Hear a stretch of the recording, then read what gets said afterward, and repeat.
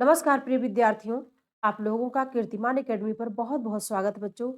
आज की अपनी इस हिंदी की क्लास में बच्चों, जो डीएलएड के लिए बहुत ही महत्वपूर्ण क्लास होती है बच्चों। डीएलएड सेकेंड सेमेस्टर वाले बच्चों के लिए बहुत ही इंपॉर्टेंट क्लास होती है बच्चों। आज हम शुरू कर रहे हैं आप लोगों के लिए लघुत्तरीय प्रश्नों की श्रृंखला को बच्चों।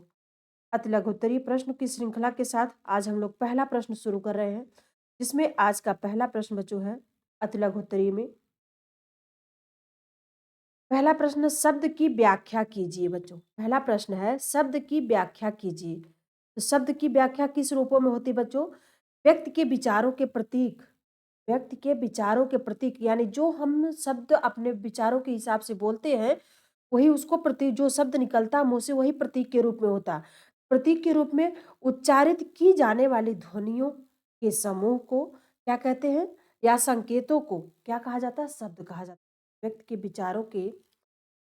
के व्यक्ति के विचारों के प्रतीक के रूप में बच्चों, प्रतीक के रूप में उच्चारित की जाने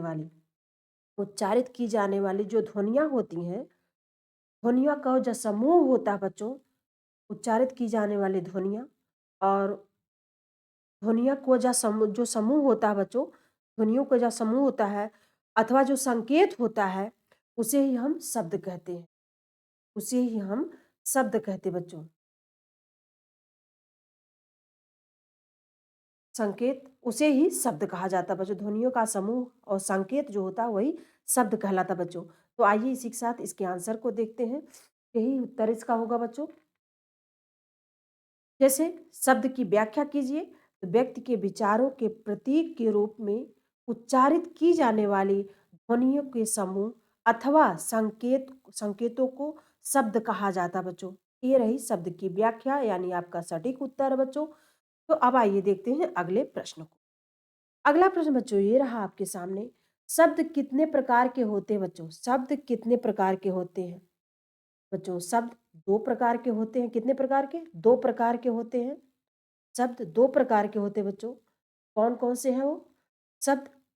दो प्रकार के कौन कौन से हैं? तो है ध्वन्यात्मक शब्द और वर्णनात्मक शब्द। ध्वन्यात्मक शब्द और वर्णनात्मक शब्द। ध्वन्यात्मक शब्द और वर्णनात्मक शब्द। शब्द दो प्रकार के होते हैं बच्चों, ध्वन्यात्मक शब्द और वर्णनात्मक शब्द। दूसरा है वर्णनात्मक शब्द। वर्णनात्मक शब्द, ये शब्द के प्रकार होते हैं बच्चों। ये शब्द के प्रकार होते हैं, यानी तो शब्द कितने प्रकार के होते हैं?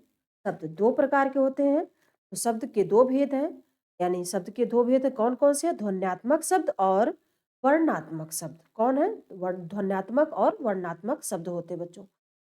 अब आइए देखते हैं अगला प्रश्न। अगला प्रश्न बच्चों ये रहा आपके सामने। प्रश्न है कि वाक्य कितने प्रकार के होते हैं बच्चों? वाक्य कितने प्रकार के होते हैं? तो वाक्य बच्चों होते हैं तीन प्रकार के। कितने प्रकार के? तीन प्रकार के होते हैं।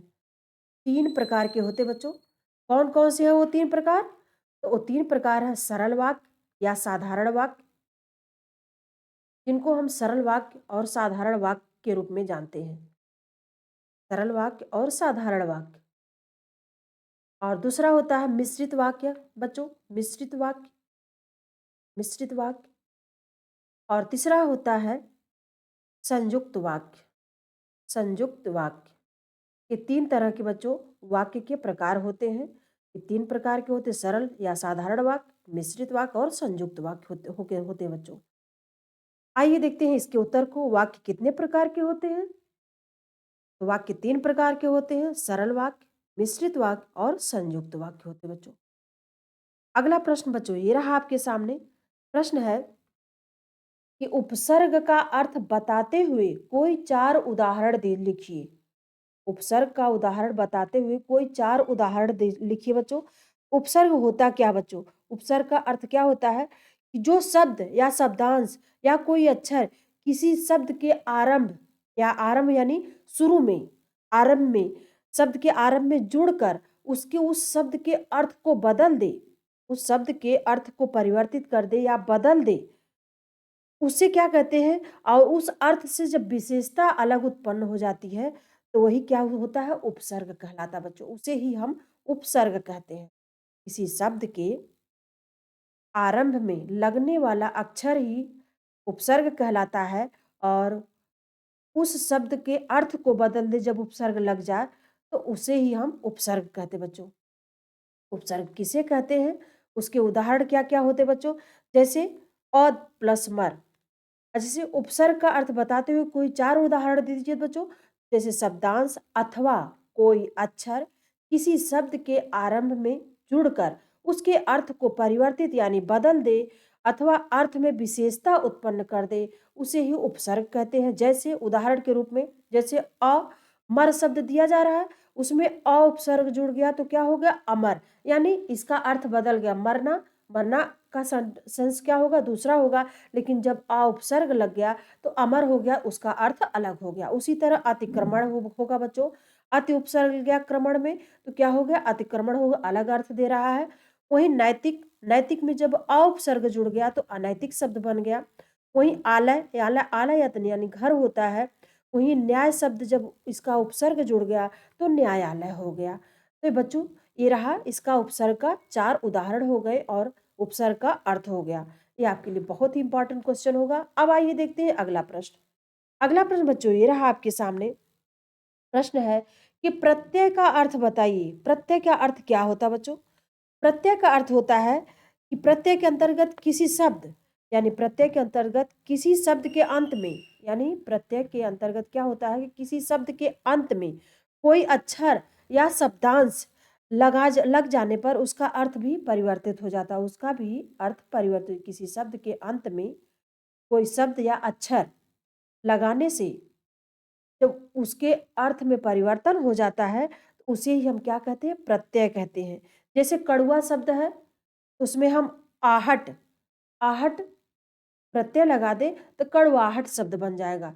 उसके अर्थ में अलग भाव आ जाएगा तो क्या हो जाएगा? प्रत्यय। जैसे प्रत्यय का अर्थ क्या होता है बच्चों? प्रत्यय के अंतर्गत किसी शब्द के अंत में, कहाँ? किसी शब्द के अंत में कोई अक्षर या शब्दांश लग जाने से उसका अर्थ क्या होता है? परिवर्तित यानी बदल जाता है। उसे ही हम प्रत्यय कहते हैं। जैसे कड़वा शब्द में हट शब्द लगा देने पे आहट इसको कहा जाएगा बच्चों, कड़वाहट। आहट शब्द लग गया, कड़वा प्लस आहट, तो आहट शब्द में जो प्रत्यय लग जाएगा तो कड़वाहट हो जाएगा। तो इससे क्या होगा? इसका अर्थ बदल जाएगा। तो क्या कहते हैं? प्रत्यय कहते हैं। इसी को हम प्रत्यय कहते हैं बच्चों। इसी को हम प्रत्यय कहते हैं। प्रत्यय। अब आइए देखते हैं अगला प्रश्न। अगला प्रश्न बच्चों ये रहा आपके सामने। प्रश्न है कि सामासिक पद किसे कहते हैं बच्चों? सामासिक पद क्या होता है? कहते किसे हैं?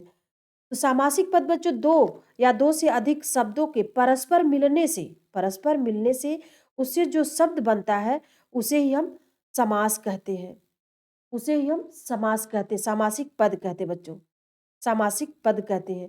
जैसे रोजी-रोटी, 2 या 2 से अधिक 2 या 2 से अधिक शब्दों के परस्पर मिलने से यानी आपस में मिलने से, शब्दों का मिलने से जो शब्दांश बनता है उसका अर्थ बदल जाता है।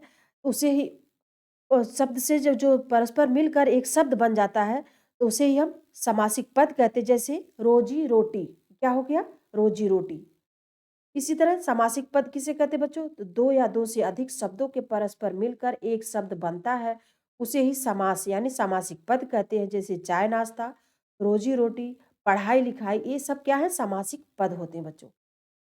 अब आइए देखते हैं अगला प्रश्न। अगला प्रश्न बच्चों ये रहा आपके सामने। प्रश्न है कि समास कितने प्रकार के होते हैं बच्चों? समास कितने प्रकार के होते हैं? तो समास बच्चों 4 प्रकार के होते हैं। कितने प्रकार के? 4 प्रकार के होते हैं। वो 4 प्रकार कौन-कौन से हैं? अव्ययी भाव समास, अव्ययी भाव समास,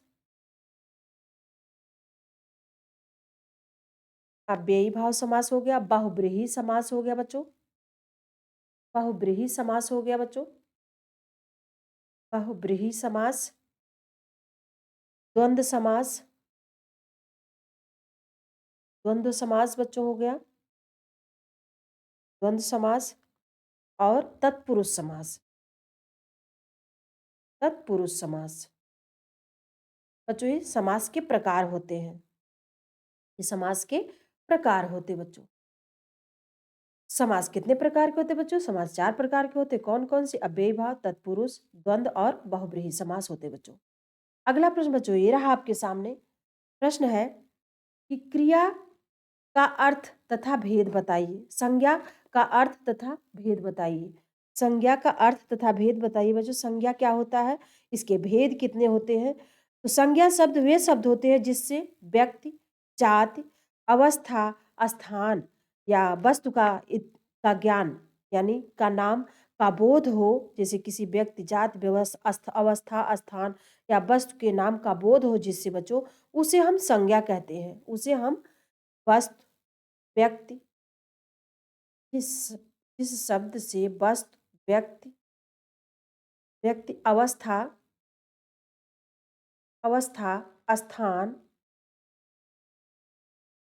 स्थान, जाति के नाम का बोध हो बच्चों, के नाम का बोध होता है, उसे ही संज्ञा कहा जाता है। उसे ही संज्ञा कहा जाता है बच्चों। उसे ही संज्ञा कहते हैं। संज्ञा 3 प्रकार की होती है बच्चों। 3 प्रकार की होती है। 3 प्रकार की होती है। वो कौन-कौन सी है बच्चों? तो वे शब्द, संज्ञा का अर्थ तथा भेद। संज्ञा 3 प्रकार की होती है। व्यक्तिवाचक संज्ञा, जातिवाचक संज्ञा और भाववाचक संज्ञा। बच्चों ये 3 प्रकार है संज्ञा के। अब आइए देखते हैं अगला प्रश्न। अगला प्रश्न बच्चों ये रहा आपके सामने। प्रश्न है कि सर्वनाम का अर्थ बताइए। सर्वनाम का अर्थ। सर्वनाम का अर्थ क्या होता है बच्चों? सर्वनाम किसे कहते हैं? सर्वनाम कुछ शब्द संज्ञा के स्थान पर, जैसे कुछ शब्द ऐसे होते हैं जो संज्ञा के स्थान पर बोले जाते हैं और उन्हें हम सर्वनाम कहते हैं। उन्हें हम सर्वनाम, जैसे यह, वह, आप, मैं, ये शब्द क्या है? संज्ञा के स्थान पर जुड़ता है। संज्ञा के स्थान पर, संज्ञा के स्थान पर संज्ञा किस पे होती है बच्चों? नाम होता है वहाँ। और यहाँ क्या होता है? उसको हम संकेतों के द्वारा कहते हैं, जैसे यह, वह, तो ये सर्वनाम होता बच्चों। तो क्या होता? संज्ञा के स्थान पर बोले जाने वाले शब्द ही सर्वनाम कहलाते हैं। जैसे हम, आप, यह, वह, उन्हें, उसने, किसने, किसी ने, ये सब क्या है? सर्वनाम शब्द है। तो आइए, सर्वनाम का अर्थ क्या होता है? सर्वनाम कुछ शब्द संज्ञा के स्थान पर बोले जाते हैं, उन्हें सर्वनाम हम कहते हैं बच्चों।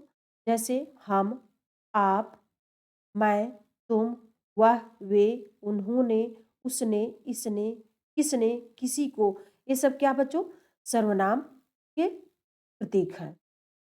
अब आइए देखते हैं अगले प्रश्न को। अगला प्रश्न बच्चों ये रहा आपके सामने। सर्वनाम के प्रकार बताइए। सर्वनाम कितने प्रकार का होता बच्चों? सर्वनाम, सर्वनाम 6 प्रकार का होता बच्चों। कितने प्रकार का? 6 प्रकार का। पुरुषवाचक सर्वनाम, निजवाचक सर्वनाम बच्चों, संबंधवाचक सर्वनाम, प्रश्नवाचक सर्वनाम, निश्चयवाचक सर्वनाम और अनिश्चयवाचक सर्वनाम होते हैं। सर्वनाम के 6 प्रकार है बच्चों। अब आइए देखते हैं अगले प्रश्न को। अगला प्रश्न बच्चों ये रहा आपके सामने। प्रश्न है क्रिया के भेद लिखिए। क्रिया के भेद। क्रिया के भेद बच्चों, क्रिया कहते किसे है? क्रिया के भेद कितने होते हैं? तो क्रिया कर्म के आधार पर बच्चों, क्रिया क्रिया किसे कहते हैं? कर्म के आधार पर, रचना के आधार पर, ये सब भेद बच्चों। क्रिया कर्म के आधार पर बच्चों, निम्न आधारों पर इसका भेद किया जा सकता है बच्चों। क्रिया के निम्न आधार होते हैं, जैसे कर्म के आधार पर, कर्म के आधार पर, संरचना या बनावट के आधार पर, ये सब बच्चों भेद हैं। और प्रयोग के आधार पर, संरचना या बनावट के आधार पर बच्चों, संरचना या बनावट के आधार पर और प्रयोग के आधार पर, ये क्रिया के भेद होते बच्चों। मुख्य रूप से क्रिया के भेद है। क्रिया के भेद है। तो क्रिया के भेद होते हैं बच्चों। क्रिया के भेद लिखने के लिए अगर कहा जाता है तो कर्म के आधार पर, रचना के आधार पर, कर्म के आधार पर, सकर्मक क्रिया तथा अकर्मक क्रिया। सकर्मक क्रिया में क्रिया का प्रभाव कर्म पर पड़ता है बच्चों। ये है क्रिया के भेद कितने हैं? मुख्यतः 3 है। कर्म के आधार पर, रचना के आधार पर और कर्म कर्म के आधार पर बच्चों। यानी कर्म के आधार पर, संरचना के आधार पर और प्रयोग के आधार पर बच्चों। प्रयोग के आधार पर ये क्रिया के भेद होते हैं, कर्म के आधार और प्रयोग के आधार पर बच्चों। अब आइए देखते हैं अगले प्रश्न को। अगला प्रश्न बच्चों ये रहा आपके सामने। प्रश्न रचना के आधार पर क्रिया के भेद बताइए। रचना के आधार पर क्रिया के भेद कितने होते हैं बच्चों? तो रचना के आधार पर क्रिया के 4 भेद होते हैं। प्रेरणा प्रदत्त क्रिया, प्रेरणा प्रदत्त क्रिया, संयुक्त क्रिया, नाम धातु क्रिया और पूर्वकालिक क्रिया होती है बच्चों। पूर्वकालिक क्रिया, ये 4 भेद हैं। अब आइए देखते हैं अगला प्रश्न। अगला प्रश्न बच्चों ये रहा आपके सामने। प्रश्न एक विशेषण की परिभाषा तथा भेद लिखिए। विशेषण की परिभाषा तथा भेद क्या होता है बच्चों? तो संज्ञा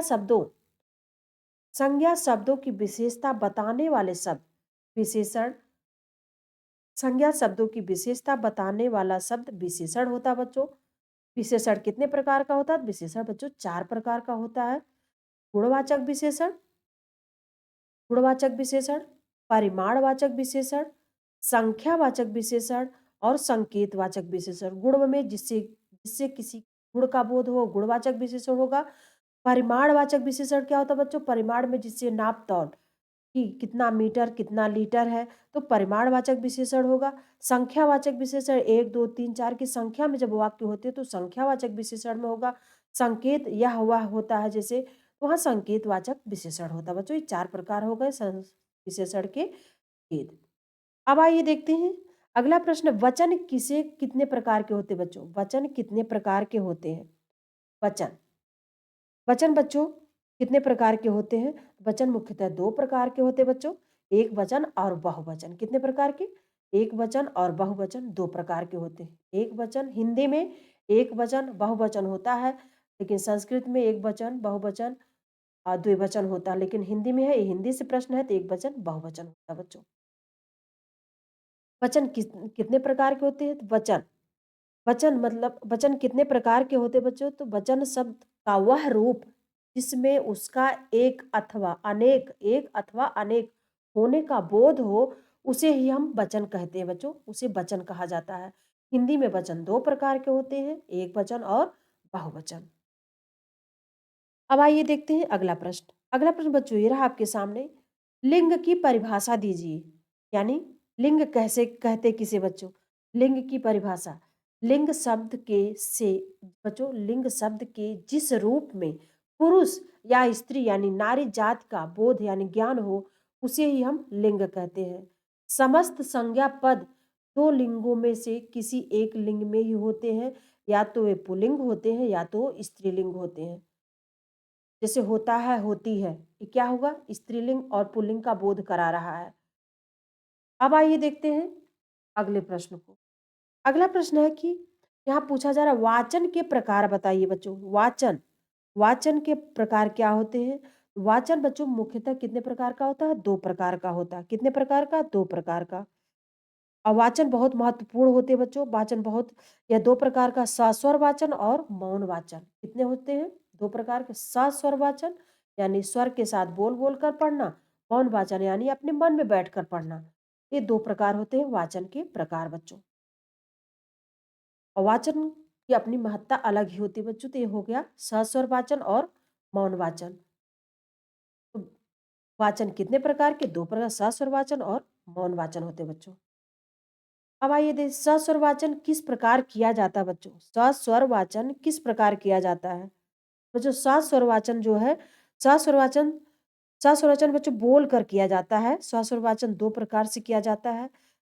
कितने प्रकार से? 2 प्रकार से सस्वर वाचन किया जाता है बच्चों। पहला है कि एक ही व्यक्ति किसी लिखित भाग का वाचन करे। जैसे हम कथावाचक का वाचन, कथावाचक का वाचन, और या बालकों द्वारा एक-एक करके अपना क्लास में खड़ा करा के बाँचा जाता है ना, पढ़वाया जाता है, वही है बालकों द्वारा एक-एक करके वाचन करवाना।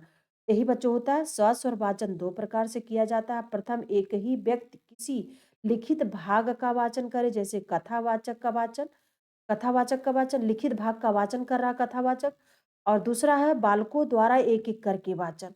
यही सस्वर वाचन किस प्रकार किया जाता है? तो बच्चों यही 2 प्रकार होते हैं, इसी प्रकार किया जाता है। अगला प्रश्न बच्चों ये रहा आपके सामने। मौन वाचन का अर्थ बताइए। मौन वाचन का अर्थ क्या होता है बच्चों? मौन वाचन का मतलब यही होता है बच्चों को शांत होके स्वयं अपना पढ़ना, बिना बोले। मौन का अर्थ है कि बिना ध्वनि किए। मौन का अर्थ क्या होता है? बिना ध्वनि किए ही, अर्थात अपने किसी पाठ को इस प्रकार पढ़ना कि जो किसी को आवाज़ ना सुनाई दे और ध्वनि से ज्ञात ना होने पाए कि कहीं और कोई कुछ कर रहा, बोल रहा, पढ़ रहा है। तो इस तरह इसी को हम मौन वाचन कहते हैं बच्चों। मौन वाचन इसी का, जैसे सस्वर वाचन बोलकर पढ़ा जाता है, उसी तरह मौन वाचन शांत होकर पढ़ा जाता है, बिना बोले पढ़ा जाता है। जैसे मौन वाचन का अर्थ स्वयं में स्पष्ट है कि मौन का अर्थ बिना ध्वनि किए पढ़ना ही मौन वाचन कहलाता है, अर्थात किसी पाठ को इस प्रकार पढ़ना कि किसी को आवाज़ या ध्वनि से यह ज्ञात ना हो कि कहीं और, कहीं किसी और क्या पढ़ा जा रहा है। यही है मौन वाचन बच्चों। यह सस्वर वाचन से ठीक उल्टा होता है। अब आइए देखते हैं अगले प्रश्न। अगला प्रश्न है कि वाक्य किसे कहते हैं? वाक्य के कितने अंग होते हैं बच्चों? वाक्य किसे कहते हैं? वाक्य के कितने अंग यानी प्रकार होते हैं बच्चों? तो वाक्य किसे कहते हैं? शब्दों को मिलाकर वाक्य बनते हैं बच्चों। यानी हम अपने पूरी बात अगर एक सेंटेंस में कहते हैं तो वही शब्द शब्द मिलकर ही वाक्य बनता है बच्चों। जितने शब्दों में अपने वाक्य को पूरा करते हैं, वही जो शब्द मिलकर क्या होते हैं? वाक्य बनते हैं।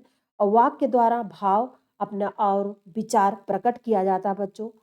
ये होता है वाक्य किसे कहते हैं? तो शब्दों को मिलकर बनने वाला वाक्य ही वाक्य कहलाता है, जिससे हम अपने भाव को प्रकट करते हैं। वाक्य के कितने अंग होते हैं बच्चों? तो वाक्य के 2 अंग होते हैं, उद्देश्य और विधेय। 2 अंग होते हैं, उद्देश्य और विधेय होते हैं बच्चों। तो वाक्य शब्दों को मिलाकर वाक्य बनता है। वाक्य द्वारा भाव वाक्य द्वारा भाव अथवा विचार प्रकट किए जाते हैं, तो वाक्य कहलाता है। वाक्य के 2 अंग होते हैं, उद्देश्य और विधेय होते हैं बच्चों। अब आइए अगला प्रश्न बच्चों, ये रहा आपके सामने।